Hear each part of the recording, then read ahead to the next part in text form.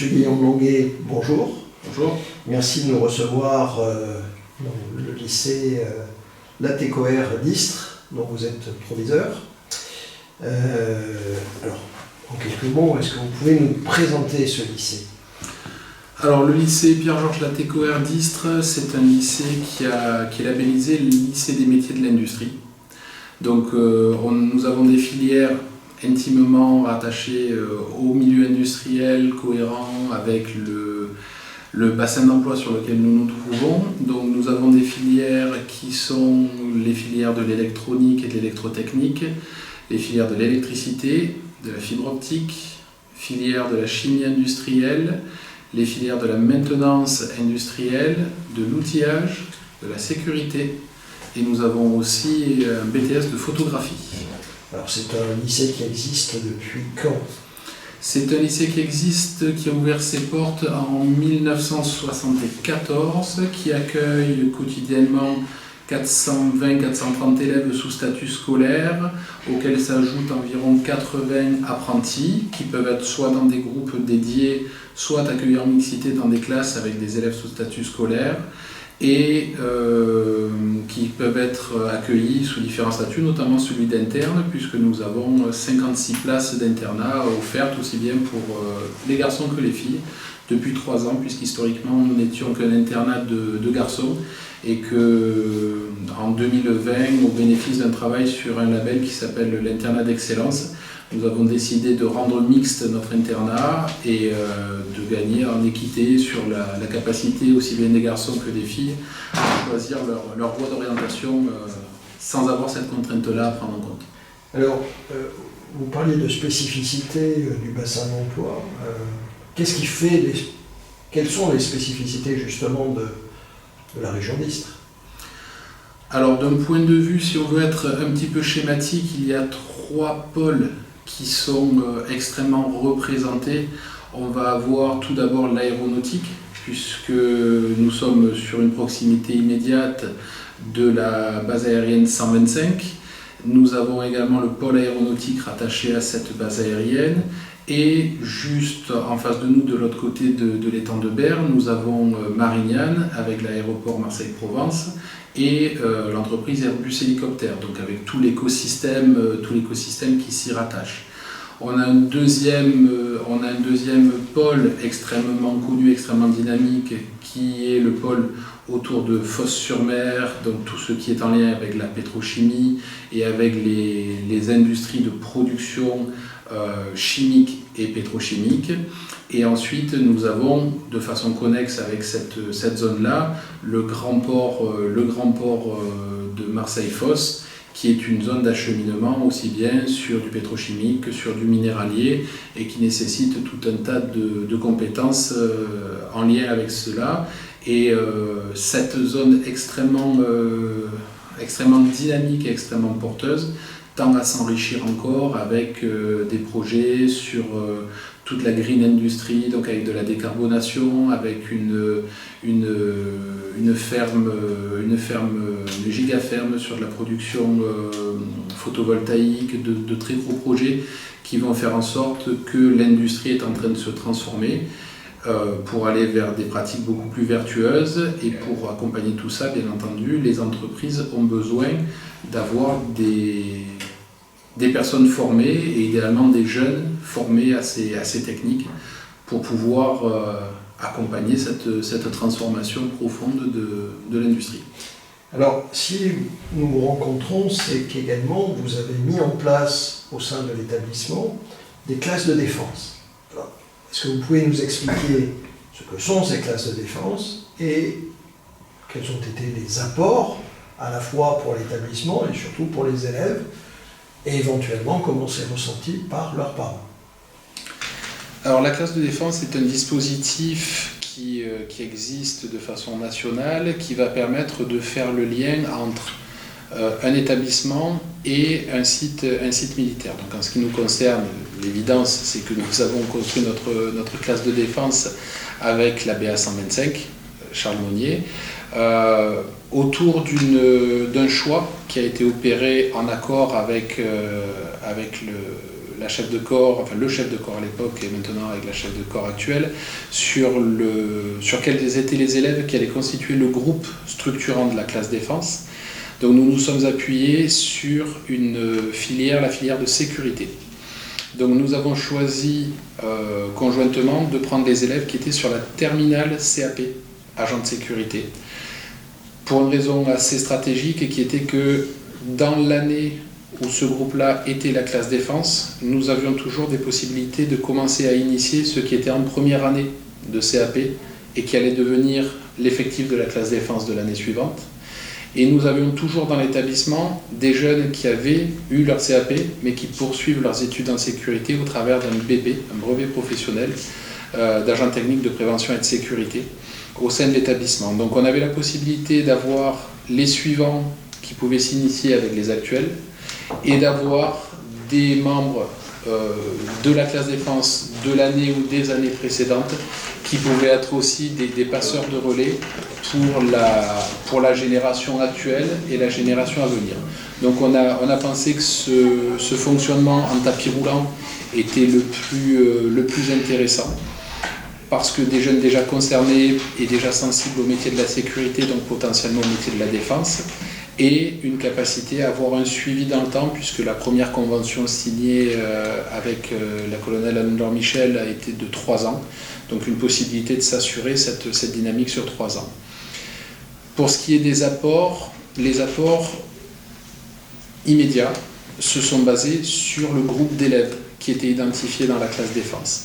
Parce que ça leur a permis, dès que la convention a été signée, qu'on a pu valoriser, médiatiser un petit peu cette convention pour en montrer toute la dimension et toute la richesse du lien armée-nation, nous avons commencé à associer ces jeunes à des temps forts de la base, des remises de récompenses, des cérémonies républicaines autour des jours fériés, le 11 novembre, le 18 juin, etc. Tout ce qu'on pouvait avoir comme temps fort symbolique sur la base. On a commencé à avoir des liens avec différentes unités de la base qui pouvaient être des ouvertures possibles en termes d'opportunités professionnelles pour nos jeunes. On a travaillé avec les commandos, on a travaillé avec les maîtres chiens, on a travaillé avec les pompiers de la base, on a travaillé avec les gendarmes de la base. On leur a fait faire des visites de différentes formes. On les a associés, on a fait une journée de la laïcité, on a associé aussi la classe défense et la relation avec la base pour la journée annuelle des droits des femmes. Donc on a vraiment fait ce focus sur ces jeunes-là pour avoir en effet ricochet un bénéfice qui s'applique sur l'ensemble de la communauté éducative, aussi bien les enseignants que les élèves, par le fait que lorsque l'on fait faire à la classe défense une action autour, par exemple, de la journée internationale des droits des femmes, c'est tout l'établissement qui en bénéficie, puisque les temps de rencontre, on ne les limite pas seulement aux jeunes qui sont dans cette division-là. Les productions qui sont faites, que ce soit des diaporamas, des affichages photos, des travaux de recherche, ils bénéficient à tout le monde dans l'établissement puisqu'ils viennent enrichir la réflexion collective. Et systématiquement, on a cette dimension, le fait de se dire ça ne doit pas concerner qu'une trentaine de jeunes dans le lycée, ça doit concerner tout le monde et avoir ce bénéfice en cascade.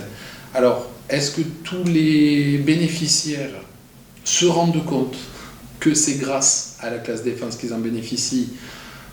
Vous répondre oui serait présomptueux. Donc non, très, très certainement, beaucoup de jeunes qui ont pu avoir bénéficié d'un certain nombre de choses ne remontent pas jusqu'au lien avec la classe défense, même si on essaie de communiquer, on le met sur les réseaux sociaux, on en parle dans le lycée, quand on fait un affichage, on le marque toujours à un endroit ou à un autre.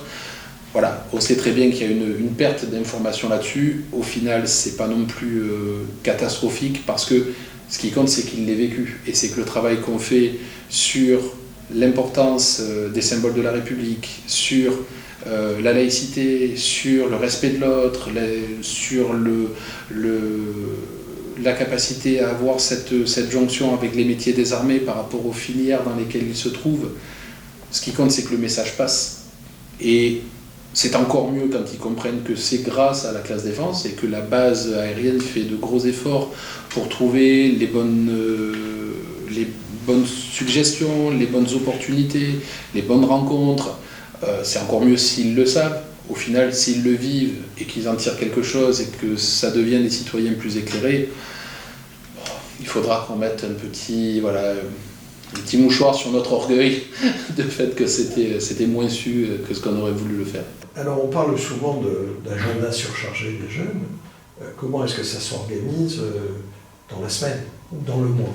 Est-ce que combien de temps est-ce que ça représente, et à la fois sur le terrain, je dirais, et hors du terrain? Alors, on ne le quantifie pas de cette façon-là. Il n'y a pas dans l'emploi du temps des jeunes 2 heures de classe défense par semaine, comme on pourrait avoir 2 heures de français, d'histoire, d'anglais, de PS ou que sais-je. En fait, on l'identifie par rapport à un projet. Et on va faire en sorte que plusieurs disciplines collaborent pour faire en sorte que ce projet soit intégré dans les apports disciplinaires. Par exemple, si on veut faire un travail avec les pompiers de la base, et qu'on va prévoir un entraînement commun qui soit sur la base, qui soit dans le lycée, qui soit sur les infrastructures sportives de proximité, peu importe, encore que le lieu peut avoir un intérêt différent selon ce qu'on vise, mais ça va concerner, par exemple, le prof de PS, parce que dans l'entraînement avec les pompiers, il y a des compétences motrices et des compétences sportives qui peuvent être travaillées pendant les cours de PS, mais ça va se travailler peut-être sur 1, 2, 3 séances, au travers d'un cycle déjà en place, mais où le prof va peut-être sur son cycle faire un focus un peu plus important sur telle partie ou telle partie pour que les jeunes soient le plus préparés possible. Il va y avoir un focus fait par le prof de pratique professionnelle pour pouvoir expliciter, présenter ce qui va se vivre, ce qui va se faire, et puis après pour débriefer ce qui a été fait, ce qui a été vécu, voir comment on s'en sert pour alimenter le référentiel professionnel propre au diplôme qu'il présente. Le prof d'anglais peut aussi être associé au projet en se disant que c'est un support qui va intéresser les jeunes, qui va leur donner de l'attrait, parce que ils sont un petit peu excités, ils sont contents, ils savent qu'ils vont se challenger un petit peu avec des pompiers professionnels de la base, donc ils veulent faire bonne figure quand même si on fait un entraînement ensemble. Donc un prof d'anglais peut tout à fait surfer là-dessus pour faire une préparation en langue anglaise de ce qu'ils vont vivre et faire passer les notions d'anglais sur ce prétexte-là. Si on est sur un exercice lié à une attaque de feu sur un aéronef, peut-être que le prof de maths ou de sciences, puisque le prof de maths et sciences c'est un même collègue, va peut-être se servir de cette partie-là, et sachant que c'est maintenant, pour faire à ce moment-là ses expériences ou son travail autour des combustibles et autour des réactions en lien avec le feu. Donc on essaie de communiquer le plus largement possible dans l'équipe ce qui va se vivre pour que chaque personne puisse se greffer là-dessus. Et c'est valable aussi avec le français, parce qu'on va avoir des choses qui peuvent être la production d'un petit compte-rendu de visite ou de préparation. Ça peut être la même chose avec l'histoire, parce qu'au travers de l'histoire de la base et au travers de l'histoire propre à Charles Mounier, qui a donné son nom à la base, on va aussi pouvoir travailler toute l'histoire de proximité du territoire sur lequel nous sommes, qui fait partie des programmes d'enseignement. On va pouvoir travailler sur tout un tas d'éléments historiques, géographiques, géopolitiques, qui va alimenter le travail pour le diplôme. Donc, combien de temps ça a pris? Combien de temps on a bénéficié? Je serais tout à fait menteur si je pouvais vous le quantifier. Très bien. Donc ça suppose effectivement une implication de tous, y compris de l'ensemble des professeurs, et ça permet de rebondir et de mettre en valeur les points forts du territoire pour permettre à ces jeunes de s'accomplir. Ça permet aussi, si je peux me permettre, ça permet aussi de faciliter les choses. Alors on a 2 professeurs coordonnateurs, qui sont le professeur de PS et le professeur de spécialité professionnelle, parce que ce sont les 2 les plus fréquemment concernés. et qu'ils étaient volontaires pour accompagner ce dispositif, et je les en remercie. Mais on a ces 2 coordonnateurs qui ont le regard au plus près de la classe et des élèves pour aussi faire le lien avec leurs collègues et diffuser de l'information. On a fait ça, on va faire ça, regarde, ça serait bien si tu pouvais me donner un coup de main pour les préparer, leur faire faire voilà, en histoire à telle partie parce qu'on va aller sur la base pour une cérémonie républicaine. C'est bien quand même s'ils n'arrivent pas en pensant que le 11 novembre c'est l'appel de Charles de Gaulle. Voilà, s'ils peuvent éviter de se mélanger les crayons, c'est mieux. Donc on décloisonne. Donc on va décloisonner et on va aller chercher les compétences là où elles se trouvent et on va donner, et ces professeurs coordonnateurs sont les mieux placés pour pouvoir faire le relais avec leurs collègues des autres disciplines. Et lorsque l'on va concrètement se rendre sur site, on met un point d'honneur à ne pas se limiter à ces professeurs coordonnateurs. Donc systématiquement, il y a au moins un autre collègue de l'équipe à venir avec les jeunes. Un coup, ça va être le prof de maths sciences, un coup, ça va être le prof de lettres histoire, un coup, ça va être le prof d'éco-gestion, un coup, ça va être le CPE, pour que tous les adultes aussi de l'équipe, mais qui ont aussi d'autres classes, aient vécu ça, puissent s'en servir peut-être avec d'autres classes. Toujours pareil, cette idée de rayonnement et d'expansion du vécu d'un petit nombre sur un plus grand nombre, pour que ce soit le plus fluide et le plus cohérent possible, et que chacun puisse se nourrir de ce dont il a besoin. Si on est dans un mode injonctif, il faut faire ça. On risque de rater tout un tas de choses intéressantes, et surtout on risque de braquer des gens qui peuvent s'en saisir tout seuls. On a affaire à des personnels qui sont des cadres A de l'éducation nationale. Donc qui dit cadre A dit capacité autonome, à savoir quand même quels sont ses besoins et comment les satisfaire. Donc le paradigme de travail que moi j'applique avec les équipes ici sur ce sujet-là, c'est la confiance. Moi, mon boulot, c'est de leur donner la bonne information au bon moment, suffisamment en amont pour qu'ils puissent s'en emparer, et qu'après, au sein de l'équipe, il y ait quelqu'un qui puisse me rendre compte du travail qui a été fait par l'ensemble des collègues, et rendre compte à ses collègues de ce qui va avoir été décidé, ce qui va être fait. Et de bien faire le distinguo entre rendre compte et rendre des comptes. Voilà.